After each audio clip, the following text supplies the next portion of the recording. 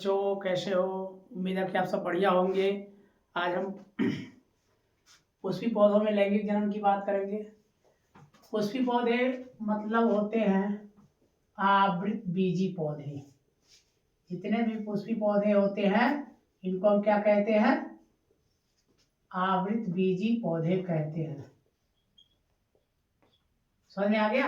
याद रखना, सभी पुष्पी पौधों को आवृतबीजी पौधे कहा जाता है और इसे हम इंग्लिश में कहते हैं एंजियोस्पर्म प्लांट।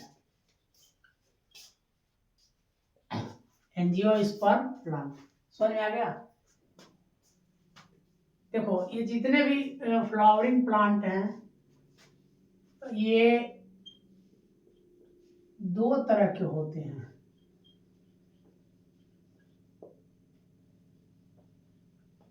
फ्लावरिंग प्लांट दो प्रकार के होते हैं।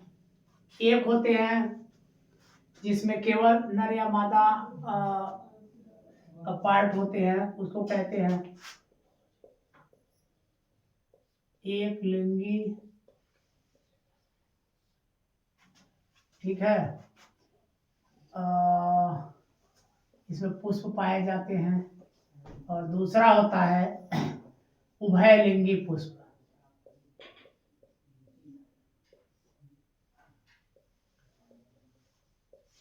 उभयलिंगी पुष्प, ठीक है। तो एक लिंगी पुष्प में क्या होता है?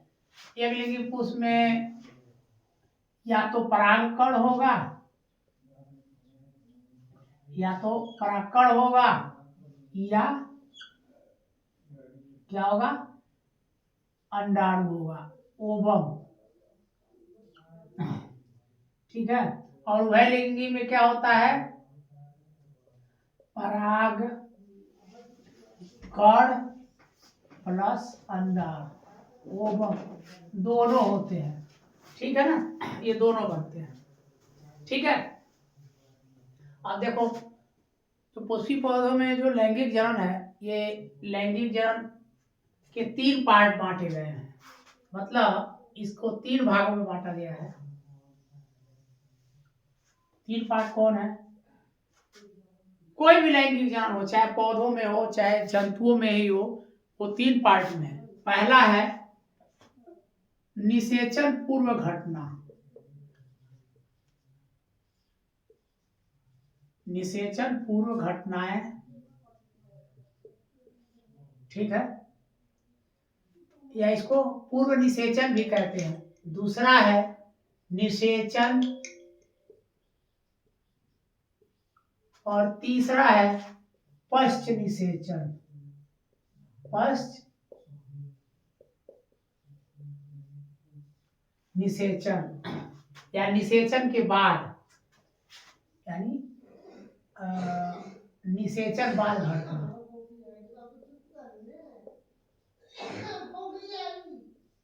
निषेचन बाद, समझ में आ गया ना? ये आप उम्मीद क्लियर जानिए। तो देखो, पौधों में अगर बात करें तो निषेचन के पहले क्या होगा? निषेचन आप सीधा सीधा जानते हैं कि निषेचन में क्या होता है कि जो परागकण होते हैं वो क्या करते हैं? परागनली द्वारा पौधों में जाकर के, मतलब पुष्प के अंडाशय में जाकर के बीजांड में पहुंच जाते हैं और वहां पर द्विनिषेचन कर लेते हैं, जाइगोट बनाते हैं। ठीक है। तो निषेचन का मतलब यही है कि male gamete plus female gamete.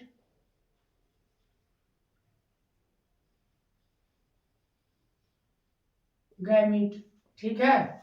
तो ये क्या बनाएंगे? ये दोनों जो है ये जुड़ करके क्या बनाएंगे? जाइगोट।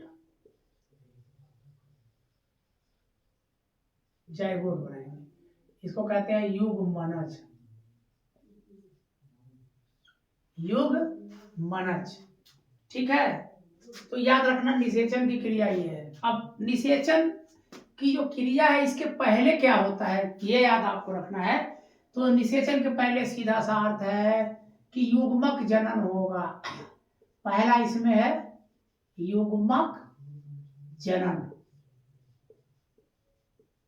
युग्मक जनन का मतलब युग्मक निर्माण, युग्मक निर्माण, ये कई बार बताया गया है। युग्मक निर्माण की क्रिया को युग्मक जनन कहते हैं, ठीक है। अब इसमें युग्मक निर्माण पौधों में दो प्रकार के होते हैं। एक होता है परागकण, परागकण का निर्माण होता है, और दूसरा क्या होता है, ओवम का निर्माण होता है, ओवम निर्माण होता है, ठीक है। तो परागकण कहाँ बनते हैं, परागकण बनते हैं परागकोश में। कहाँ बनेंगे, परागकोश में, और ये कहाँ बनेंगे, अंडाशय में बनते हैं, ठीक है। तो इतना ध्यान रखिएगा कि युग्मक जनन युग्मक निर्माण की प्रक्रिया है। इसमें दो युग्मक बनते हैं, ये परागकण और एक ओवम।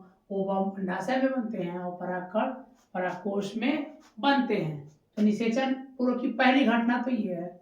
अब दूसरी घटना है कि जो युग्मक जनन हुआ है, अब उसमें युग्मक के स्थानांतरण होगा। तो युग्मक का स्थानांतरण आपको हमेशा याद रखना है, चाहे जंतु हो या पौधे हो, सब में नर युग्मक का ही स्थानांतरण होता है। तो नर युग्मक कौन है, परागकण है। तो यहाँ लिखेंगे युग्मक स्थानांतरण।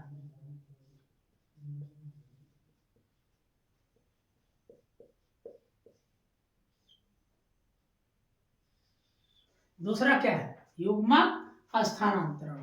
तो देखो युग्मक स्थानांतरण क्या है, अगर हम बात कर रहे हैं यहाँ पर, देखो अगर हम पौधे की बात करेंगे तो पौधों में जो युग्मक स्थानांतरण है वो किसका होता है,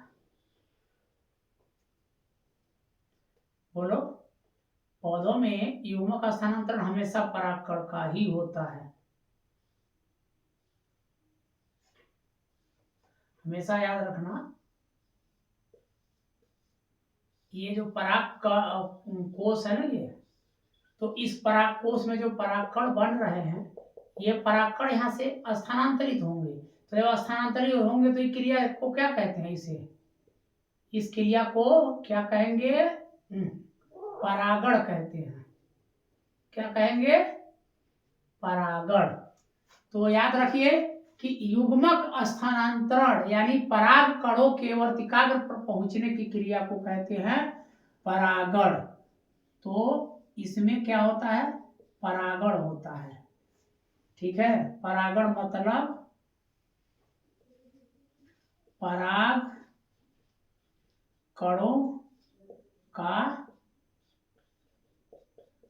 वर्तिकाग्र पर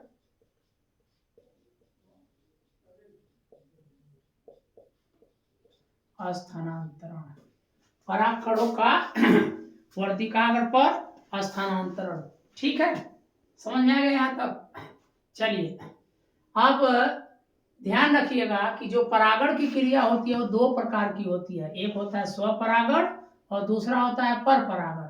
ये हम आगे अध्ययन करेंगे, स्वपरागण और दूसरा होता है परपरागण, ठीक है ना। स्वपरागण जब अपने ही पुष्प का परागकण अपने ही वर्तिकाग्र पर जाता है स्वपरागण, और जब किसी दूसरे पुष्प से परागकण वर्तिकाग्र पर जाता है तो इसे परपरागण कहते हैं। तो दो चीज इसमें बहुत इंपॉर्टेंट है। निषेचन पहले, यानी निषेचन के पहले क्या होता है, सबसे पहले युग्मक निर्माण होता है। इसमें नर और मादा युग्मक अलग अलग अपने अपने कोशों में बनते हैं। दूसरा युग्मक का स्थानांतरण, मतलब पौधों में परागकण जो है वर्तिकाग्र पर पहुंचता है, जिसे परागण कहते हैं। और परागण दो प्रकार के होते हैं, स्वपरागण और परपरागण। अब जब ये यहाँ पहुंच जाएंगे, जब यहाँ परागकण पहुंच जाएंगे, तो आपको मैंने बार बार बताया है कि ये बीजांड है, इसमें ये परागनली बना करके और यहाँ आ जाए, आके जुड़ जाते हैं। जब जुड़ जाते हैं तो उसी क्रिया को कहते हैं निषेचन। निषेचन हमने आपको समझा दिया कि निषेचन हो जाएगा तो जाइगोट बन जाएगा। और पौधों में जो निषेचन होता है, पुष्पी पौधों में, आवृतबीजी पौधों में, उसमें जो निषेचन होता है वो दोहरा निषेचन है, ठीक है। कौन सा निषेचन होता है, दोहरा निषेचन।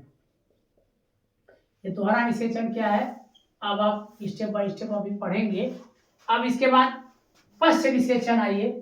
निषेचन के बाद कौन सी घटना होती है, ठीक है, तो निषेचन के बाद कौन सी घटना होती है, तो देखिए जब यहाँ निषेचन हो जाएगा, निषेचन होने के बाद जो पुष्प का काम है वो खत्म हो गया। अब यहाँ पर जाइगोट बन गया, दो केंद्रक आ गए, एक परागकण के और एक इस ओवम के।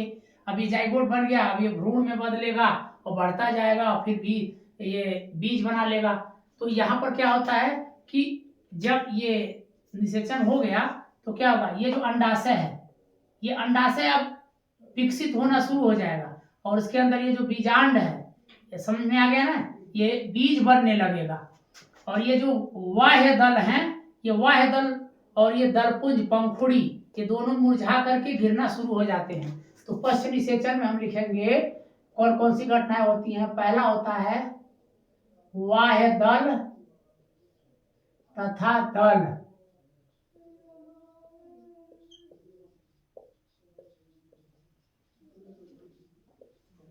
मुरझाकर गिर जाते हैं, मुरझाकर गिर जाते हैं। दूसरा क्या है कि ये जो परागकोश, ठीक है, और ये जो वर्तिका और वर्तिकाग्र हैं, ये सब सूख करके नष्ट हो जाते हैं। परागकोश तथा पुतंतु, यानी पुष्प परागकोश का डंठल, पुतंतु सूख कर नष्ट हो जाते हैं, नष्ट हो जाते हैं। तीसरा है कि जो अंडाशय है वो फल में बदलने लगता है। ये जो अंडाशय है ना, ये क्या होता है, ये वृद्धि करना शुरू कर देता है। तो अंडाशय किस में बदल जाएगा, फल में बदल जाता है। अंडाशय फल में बदल जाता है, फल में बदल जाता है, ठीक है। और तीसरा जो है वो क्या है, अंडाशय के बाद ये क्या बोलते हैं, बीजांड। बीजांड जो है वो किस में बदल जाएगा, बीजांड बीज में बदल जाता है।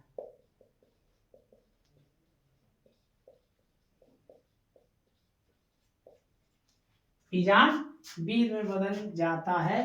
तो याद रखिएगा कि आवृतबीजी पौधों में जो लैंगिक जनन है, यानी पुष्पी पौधों में जो लैंगिक जनन है, उसके 3 पार्ट हैं। पहला पूर्व निषेचन, उसके बाद निषेचन और पश्च निषेचन, जिसमें ये घटनाएं होती हैं।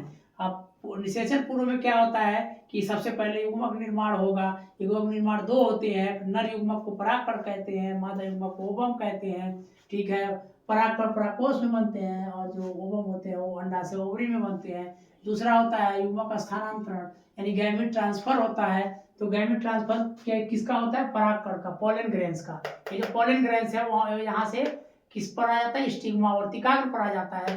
तो इस क्रिया को कहते हैं परागण, ठीक है। परागण 2 प्रकार के होते हैं, जब अपने ही परागकोश से परागकण वर्तिकाग्र पर आते हैं तो इसको स्वपरागण कहते हैं।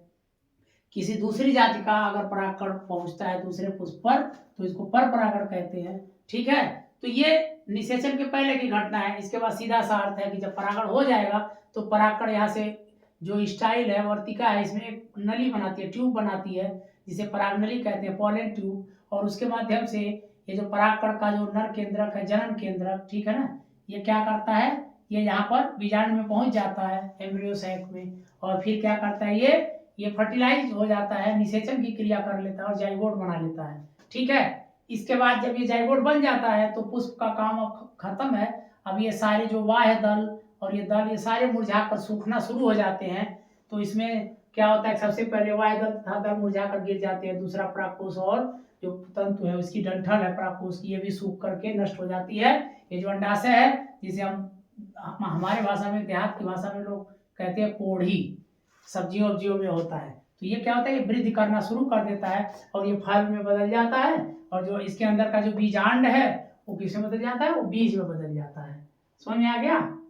तो ये संपूर्ण क्रिया जो है ये आवृतबीजी पौधों में लैंगिक जनन के 3 पार्ट के रूप में जानी जाती है।